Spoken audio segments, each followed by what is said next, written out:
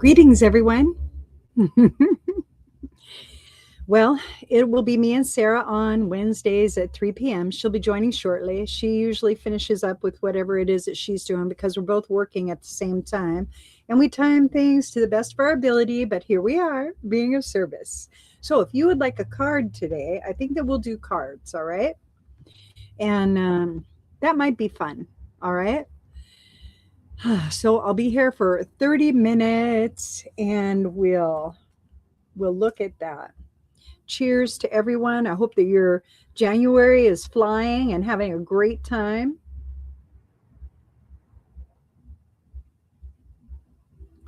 Today is the 21st. And Sarah's here. So hold on. Hi. Hey. We don't have anybody on yet, okay? But we're good, okay? But your hair looks great. It looks awesome, doesn't it? Yeah. It looks so good. I love it. I love it. It looks great. I'm very happy. I'm very happy. I'll probably see you about every 2 to 3 weeks, so that way I can get it all the time. Good. So I like it. I need my Lucinda time. Right? Yeah. Right? Okay, so nobody knows that we're like on Wednesdays yet. I'm sure they'll find us. They'll get notifications and scramble to see if they can attend, and we'll see like how it works out. I'll start listing it, and it'll be a little bit easier. I just wanted to start this week and then kind of start the entrainment. This works great though for me because this works great for me this time because Ava's in tutoring. She's in tutoring for an hour.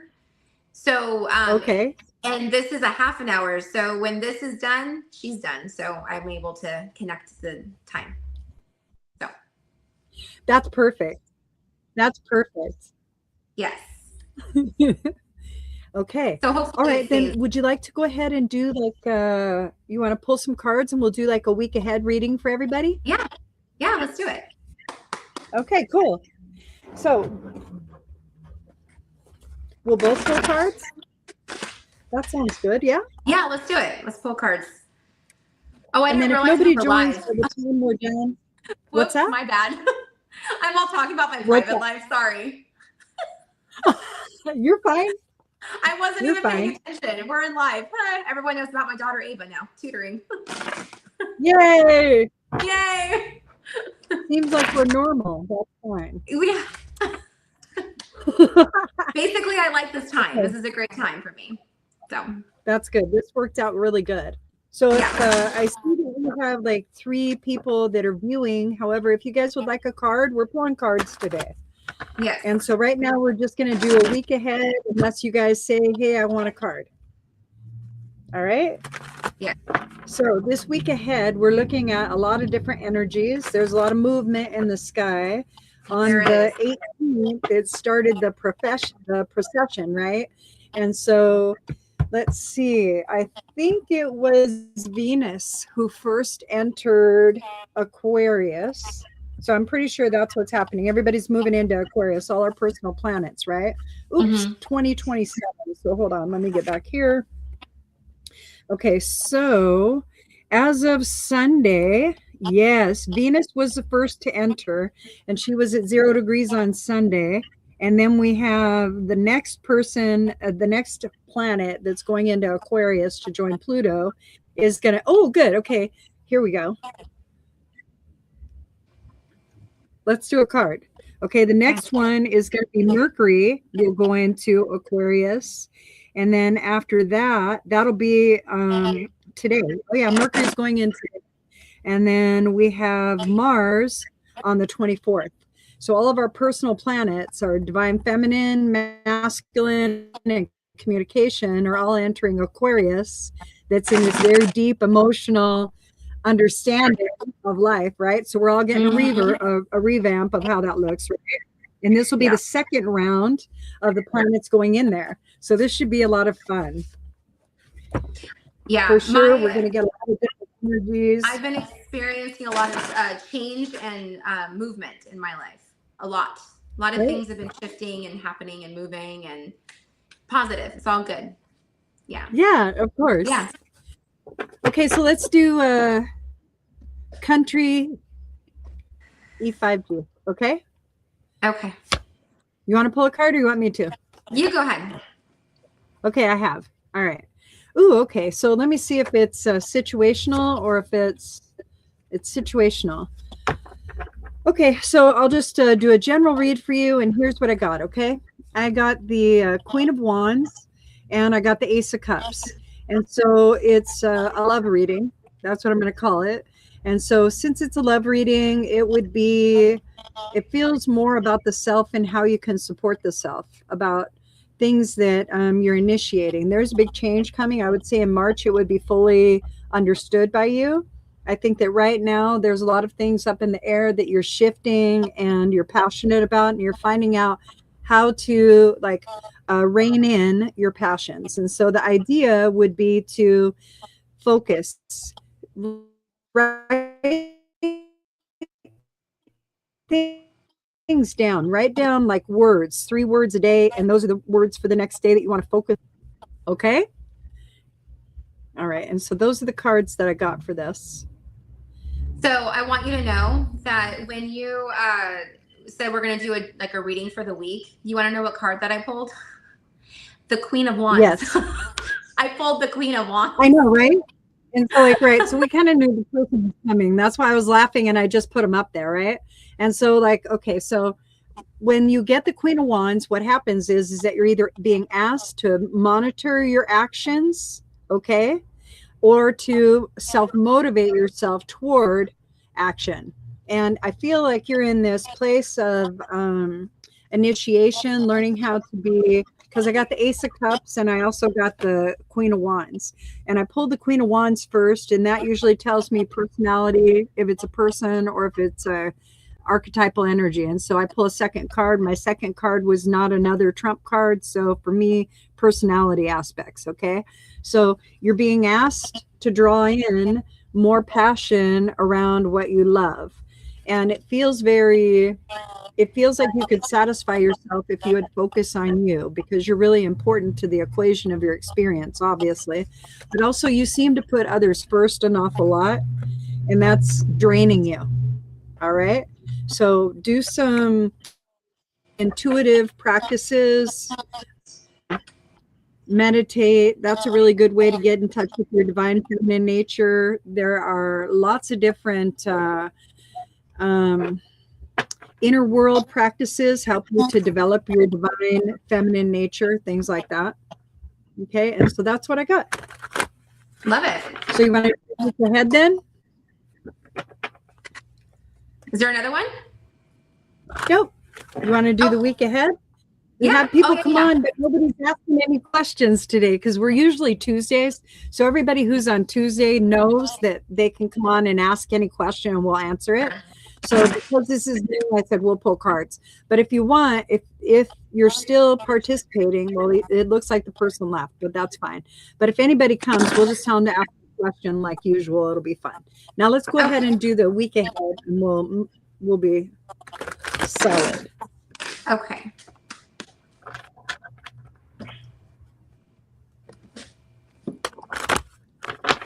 Oh, okay. Wow. Week ahead. Look what I got. Judgment.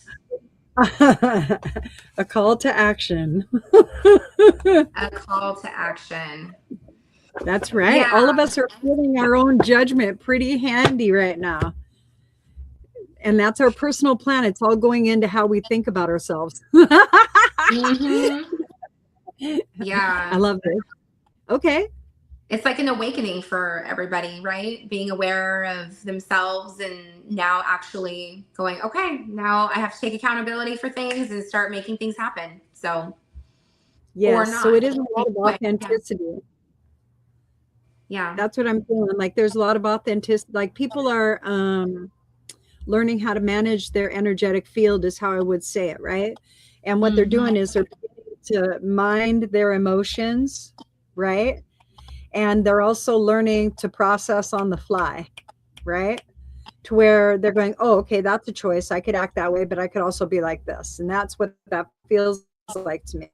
Mm-hmm. So getting that call to action, it's kind of like, okay, what kind of action and behavior are you going to come out with? What kind of forward motion to hold yourself accountable and loving and authentic, do you want to do this? And so that's what I would, yeah, especially because it is a really big spiritual lesson. And that card in particular probably represents a lot of air energy anyway. I don't know which one it represents in the zodiac. So let me see.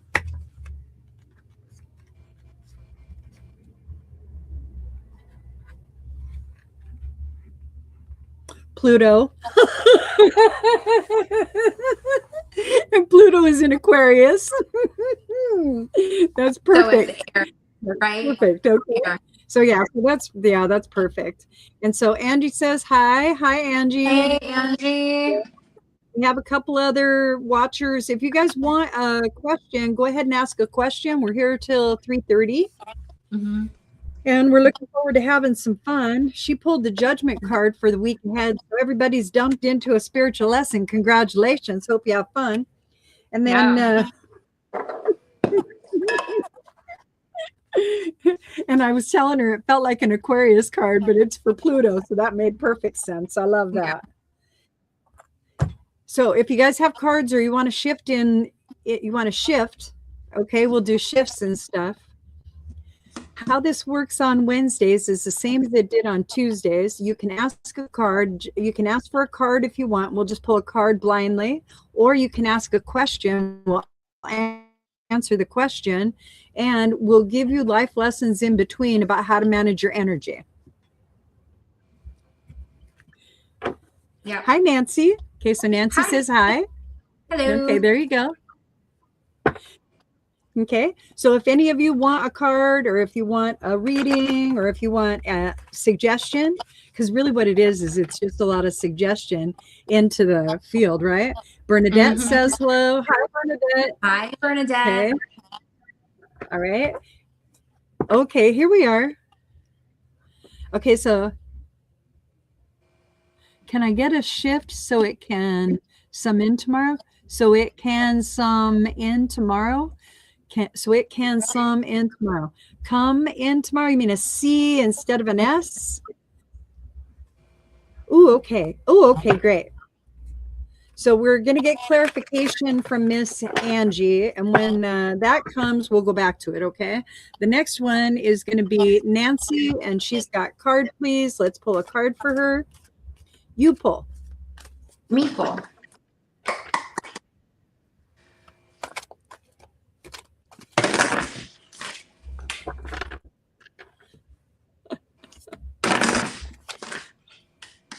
Shuffling my cards.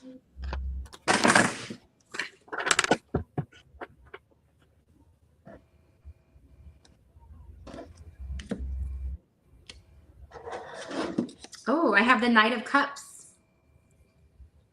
The Knight of Cups. So this is it's an emotions card. So it looks like there's a emotion, like you're really wanting to move into something that's very like it's an emotional thing for you, and you're moving into it with a sense of awareness, and you are maybe needing a little bit more of that confidence going into it. Like you're at that point where you're like, okay, I think I can do this. I'm able to. And then maybe you just need a little bit more motivation going into it, like pushing yourself into this.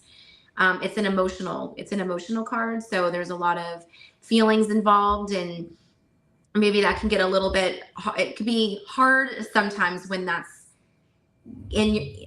that can come into your way. Like it can be, it could come in front of you and then cause some stress, but you're able to push forward into it. Like you're able to move swiftly into it and move through that with more ease. I know you can do that. So whatever you're going through, you're able to push into that and clear out anything that you need to. Does that make sense to you, Lucinda? 100%. Okay. 100%. That's what I'm feeling. Like you're able to get through this. You're going to be able to get. I feel like there's a lot of knowledge from this individual, from Nancy. I feel there's like a lot of knowledge from this individual, and it's stuff that she's done before. And so she might want to be over it, right? And in that, knowing that you become it is probably an easier way to look at it. Like you become whatever the emotion is, so you can practice it or not practice it. And that's kind of like what it is. But you're learning to manage your emotions at a deeper level, but you're also understanding they're energetic, and you're seeing how it's beginning to work externally as well. So if you set your vibration, all right, and you create a flow, you say, oh, I want to vibe like gratitude today. I want to vibe like grace. I want to vibe like appreciation, joy, love, happiness, kindness. When you set your vibe, because you're saying something, creating an understanding, and then you're feeling into it because you're checking it, then what happens is your whole vibration shifts into that. And then that's the sort of experience that you have. But you're learning to manage at a deeper level. But I also feel like you're going to teach others. Yeah. I love it. Yeah. Great. Okay, great. Now we have Bernadette. Now I'm going to come back to Angie. I'll come back to you, Angie. Okay. Angie did say come, but we'll come back to her question because we already dipped out of the energy. Okay. All right. So Bernadette says, any messages from my brother that passed as a baby? He visited me as a man. Why can't I remember him? I don't know why you can't remember him. And I don't know if it's necessary that you remember him, because it might have been a traumatic time for your parents, or what was going on at the time. And it might be, Nancy said, thank you so much. Okay. Oh, of course. All right. Okay. So let's go back here. All right. So usually when somebody passes, their physical form no longer vibrates the way that you're familiar with.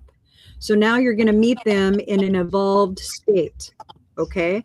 A state of being, not a state of physical doing, all right? And so when you come into this countenance, it'll remind your physical, but also your mental and your emotional self of that alignment. And then you'll move your energy toward it, and so on. And that's kind of like how we go back in to get messages. So what I bring now, she's buffering. Okay, so what I would suggest is this, okay, is that don't place so much pressure on yourself to remember something that you're pained in, right? And then sit quietly and remember an aspect of love that you have as a sibling. It doesn't necessarily need to be. Nobody knows I'm online right now. Okay, it doesn't have to be that you're aiming for him. What you're doing is you're opening yourself to possibility. A love vibration is more attractive because that's how you really feel, and it goes to your core desire of that connection, and you yourself can receive those messages. And now you're feeling him in your field, and he's hearing your perception.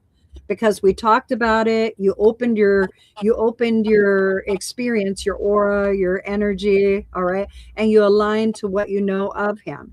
As you align to what you know of him, there'll be intimations, things that you'll feel and sense, things that you'll know and understand, and that's how you'll receive your messages. It's the same for us. We just hold the space, and we do that with you. So we'll do that right now. And what I'm receiving is like there's a lot of pride on that side, that there's somebody who's very, very proud of who you are, and that you're doing a really great job. They feel not sorrow, because it isn't a feeling of sorrow. There's no regret or anything like that. There is a desire, like sort of energy, that they wish that they could have been here and been more for you, to be able to, because they see your hardship. Okay. And because they see your hardship, they're also asking you, because you had to be the child that took care of. All right. And they want to let you know that they didn't mean for that to happen, but they satisfied the reason that they came, which was to teach the family how to love themselves. All right. And so that happens an awful lot when it comes to, he visited you on your birthday. Okay, great. Okay. Okay, he was so close to my face. Here it is. He was so close to my face when he visited. He was admiring my face. Yes, I told him how rude. I'm older. Show some respect, and he laughed. Correct, and that's it. That's exactly what will happen. Okay, things like that are the things that will happen because you're already aligning to him and you're receiving those messages. Sometimes it's startling when those experiences happen, and will pull our energy away because we're going inward. Okay, so what I'd like for you to do is kind of open up like a flower. Okay, and you can imagine or pretend like a bench is next to you every single time, right? And then you close your eyes and you invite them to sit with you because you're articulating at the age that you're at. You're in this cognition, you're in this intellect, in this commonsensical place. That's how you will communicate with the individual. You will not communicate with them as a baby. They don't have language. So their physical form isn't what you're communicating with. You're communicating with their energetic form. Okay, great. Okay, so here's what you can do. You can go ahead and you can write a note to yourself tonight. And you can say, I'd really love to talk with my brother. And whatever messages he might have for me, I'm willing to receive them. And then leave the paper next to you beside the bed. All right. And then when you wake up, you're going to have messages and you're just going to write them down. Don't think about them. Just write them down and then go over it and it'll bring it back in vividly. Right now, we're having a lot of lucid dreaming, and that will, because you're asking to heal over something. And this is going to bring you the healing. All right. But he's already in your field. He's already communicating to you. So there isn't anything that Sarah and I can do that you're not already doing. Okay. Which is great. Yeah. I almost died as a baby. I think he switched with me. I'm not happy about that part. Okay, because there's guilt and remorse that you're practicing in your vibration, and that usually comes from somebody like maybe your mom didn't heal very well after the death, right? And I had a death of a child, and when I had a death of a child, it was before my other three were born, and so every year at about that time, I was incapacitated because it hit me so hard. So I understand what that does to the children, not from the child's standpoint, other than when my mom died when I was 5. All right. So I get death. I get death. All right. And the idea is that for you, you get to, okay, so you can see that you were protected for a reason. Now, a lot of times in spiritual beliefs, okay, and some spiritual beliefs, metaphysical practices, okay, they believe that if a child is born that is a girl, there's still ancestral healing to be done. If a boy is born, it ends the line because you carry your grandmother's seed, and that's how it works. So it's a belief, but you can kind of see how it plays out in your aspect. It's not necessarily that. That is another belief that is practiced, all right? And that's what I can offer you in this aspect. What I get is that you're learning how not to be a survivor to yourself, but you have a deep amount of resilience. And because you have a deep amount of resilience, you keep asking, why did I have to go through that in order to have this? Well, you went through that and now you have it. That's how it works. If you wouldn't have had that particular, yes, 100%. That's exactly what it is. So in order for the generations and the ancestries to be healed, there's somebody who has to stand in front of it. Somebody has to stand in front of it. And it doesn't mean that your generation is going to heal the whole thing. It means that your generation is going to practice differently and move more into a matriarchal society belief system than a patriarchal society belief system. A matriarchal society system is more about community. It's more about children. It's more about the concentric good of all, where a patriarchal society is more about leveraging from the top a hierarchy down. And that's the difference between the two. All right. It's just where the focus of the people is. All right. For the people or from the people. Okay. So you're healing something so that all of us can move into this matriarchal lens. And because it brings understanding and resilience to you, it's something, right? It's something that you're experiencing. And right now, everybody is coming open like a can of soda that exploded in the freezer. Okay. Everybody's coming open right now. So everybody has gifts. Everybody has gifts, and I'll explain them as quickly as I can. All right. You do walk in many worlds. As many as you think you do, you do. As many as you feel you do, because that is how it works. So you're sending your energy into different dimensional spaces, allowing yourself to decide how much it is that you want to know about something. Then you're bringing back that, oops. Then you're bringing back that energy.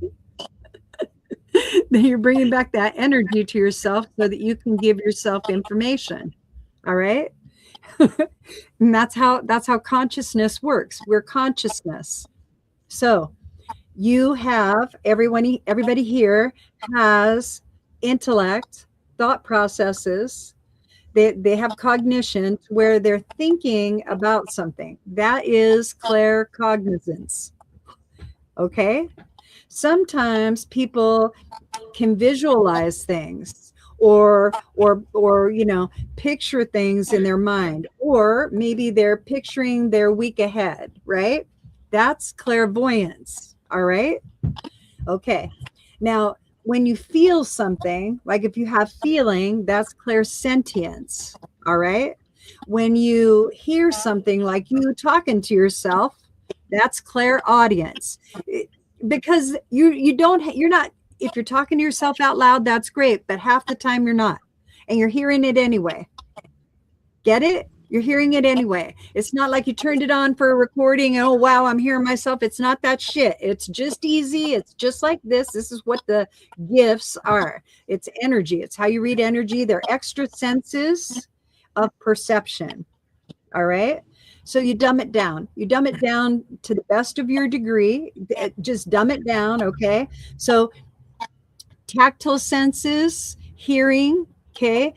We can say that we hear from an external source to an internal source. That is the tactile sense. All right. Got it? Yes. Okay, so then what you need to do is you need to ground. You need to practice grounding so that you're plugged into the biggest electromagnetic frequency possible, and you're in alignment with your energy, so that when you do receive information, it doesn't feel like you're just blowing in the wind and all confused. You have to ground. All right. Yeah. And then it'll clear when you ground, and that'll be better. Okay, so I think you're good. And then we're going to go up here to Miss Angie. I have to check out. Oh, you do? Okay. Well, oh, it's 3:30. I have to go. All right. I'm sorry, Angie. I'm sorry, Angie, but here, Angie, I'll do it like right now, okay?